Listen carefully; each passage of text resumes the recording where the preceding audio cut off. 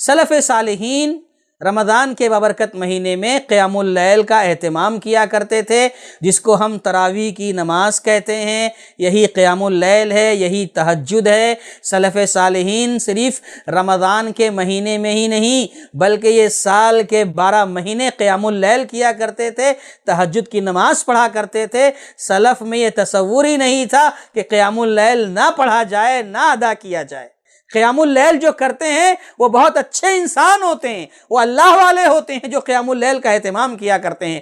بہرحال اللہ کے نبی محمد رسول اللہ صلی اللہ علیہ وسلم تو پوری زندگی قیام اللیل کرتے ہی رہے۔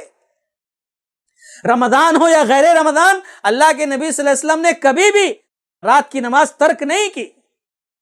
یہ اللہ کے نبی صلی اللہ علیہ وسلم کا معمول رہا ہے۔ ایک مرتبہ رمضان ہی کا موقع تھا، اللہ کے نبی صلی اللہ علیہ وسلم صحابہ کرام کو جماعت کے ساتھ قیام اللیل کرا رہے تھے۔ اچانک اللہ کے نبی صلی اللہ علیہ وسلم نے جماعت کے ساتھ نماز پڑھائی قیام اللیل کی۔ بہت سارے صحابہ کو نہیں معلوم تھا، جو صحابہ اس وقت موجود تھے انہوں نے آپ کے پیچھے نماز پڑھی۔ دوسرا دن آیا، اللہ کے نبی صلی اللہ علیہ وسلم نے پھر پڑھائی جماعت کے ساتھ نماز، تو اس وقت بھی کچھ صحابہ اکرام کو جو نہیں معلوم تھا معلوم ہو گیا، تعداد میں اضافہ ہو گیا، مزید تعداد بڑھ گئی صحابہ اکرام کی۔ اللہ کے نبی صلی اللہ علیہ وسلم نے اس دن بھی نماز پڑھائی جماعت سے، قیام اللیل کرایا آپ نے۔ پھر آہستہ آہستہ اور صحابہ اکرام جن کو پتہ نہیں تھا ان کو بھی معلوم ہوا۔ تیسرا دن آیا یا چوتھا دن آیا، مسجد کھچا کھچ بھر گئی، صحابہ اکرام کا جم غفیر ہو گیا۔ اللہ کے نبی صلی اللہ علیہ وسلم کو اندازہ ہو گیا کہ سارے صحابہ جمع ہو گئے ہیں، کس لیے؟